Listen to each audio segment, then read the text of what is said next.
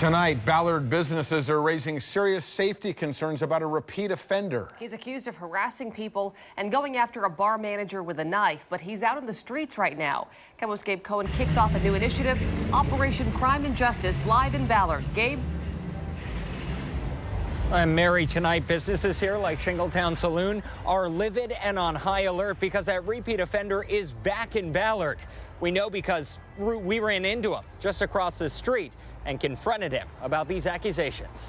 At Shingletown Saloon in Ballard, bar manager Kristen Edwards is watching her back. It's just really sad. It's really messed up. She says this man, Patrick Kindness, is the reason why.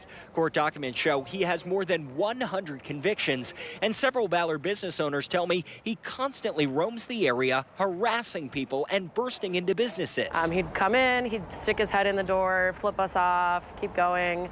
At one point, he was banging on the windows. Just last month, Kristen says they called 911 to report him damaging one of these posts and were waiting for police when Kindness approached her outside the bar. And at that point is when he pulled the knife out, flipped it open, and started approaching me with it. I was terrified. I had no idea what was going to happen. Police arrested Kindness. He was booked for felony harassment. It's at least his 10th time in the King County Jail this year.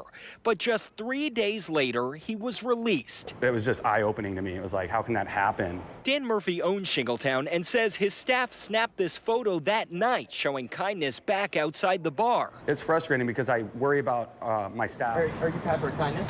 Yes. We ran into Kindness on the street. They say you've been harassing some of the businesses here. Not really. I'm good. I don't like this. He told us to leave him alone and denied pulling out that knife. I never did that. It hasn't stopped. He keeps coming back? Yeah. So what happened to the case? Well, Seattle police tell me they never referred it to the county prosecutor for a felony charge because detectives decided it didn't meet the criteria. Instead, they sent it to the city prosecutor, who's still reviewing it, but just as a misdemeanor. I would absolutely like to see this person locked up for a long amount of time. Kristen says she's now working with the prosecutor to press charges herself. Why do it?